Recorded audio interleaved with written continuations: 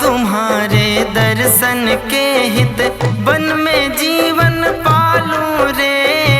चरण कमल से निर्मल कर दो, चरण कमल से निर्मल कर दो दासी की झोपड़िया।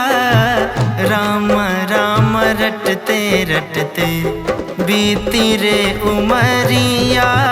राम राम रटते रटते बीती रे उमरिया।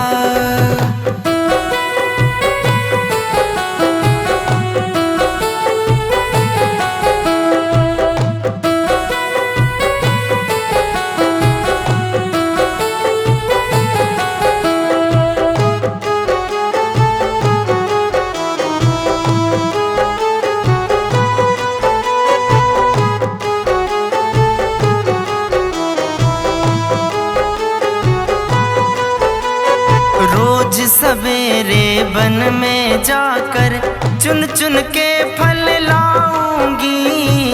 अपने प्रभु के सन्मुख रख के प्रेम से भोग लगाऊंगी।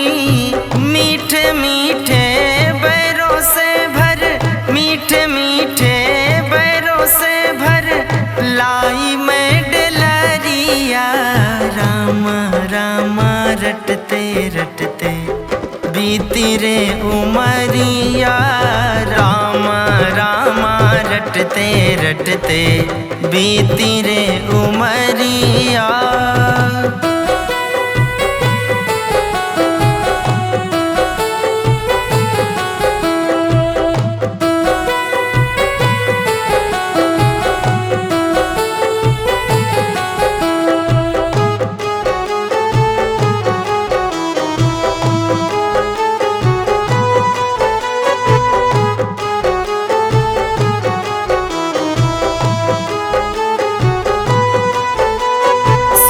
सलोनी मोहन मूरत नैनों बीच बसाऊंगी।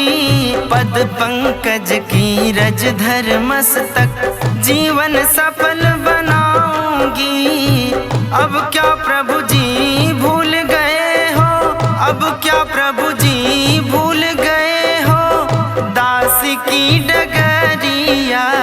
राम राम रटते रटते बीती रे उमरिया। राम राम रटते रटते बीती रे उमरिया।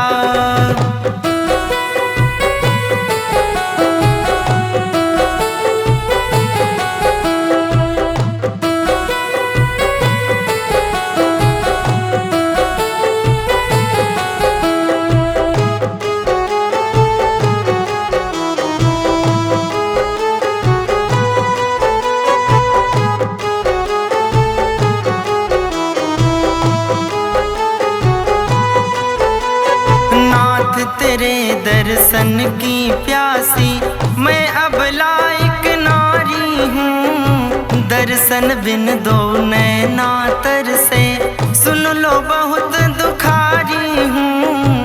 अब तो दर्शन दे दो भगवन, अब तो दर्शन दे दो भगवन डालो एक नजरिया। राम राम रटते रटते बीती रे उमरिया। राम राम रटते रटते बीती रे उमरिया।